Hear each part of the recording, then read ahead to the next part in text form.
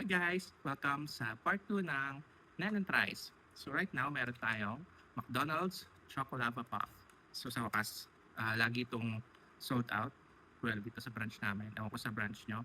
Pero, yan, meron na tayo. So here's the actual product. Tinanggal ko na sa box. So, take note, this is already reheated. So in-air fry ko lang siya for 180 degrees, around 2 minutes, mga ganun. Mas baka mapasok. Right? So, yung product, sa previous video, kung papansin nyo, yung taro pie, para siyang apple pie din, yung crust, but this time, it's different. Mas malaki ba siya?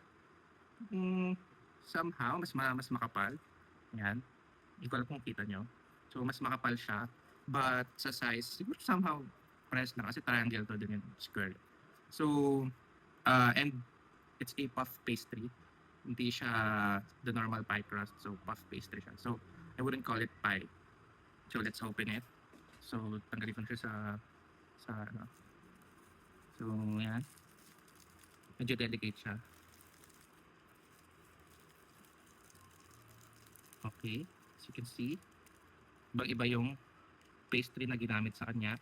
Hindi siya pie. It's a puff pastry. Okay. So, let's start.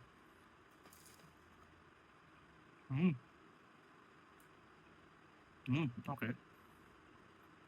So, very flaky siya. So, madami siyang layers. As you can see, matatakam yung nag-video. So, pakita natin to. And, in fairness, marami siyang chocolate filling. So, tingnan natin na. Yung chocolate niya, milk chocolate siya, pero leaning on the dark chocolate side. And, nag-complement yung puff pastry sa filling.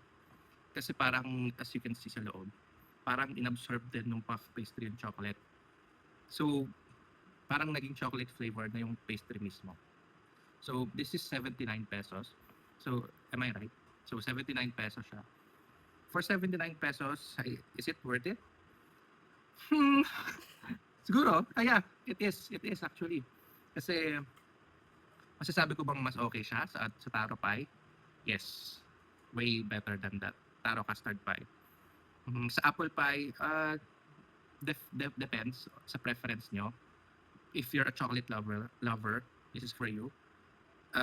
Kung hindi, pwede rin naman. Because who doesn't love chocolate, right? So, yeah, this is worth it. Bye-bye! Hi guys, so habol ko lang. Nung natikman ko yung dulo, parang naipon yung chocolate doon. Parang sarap.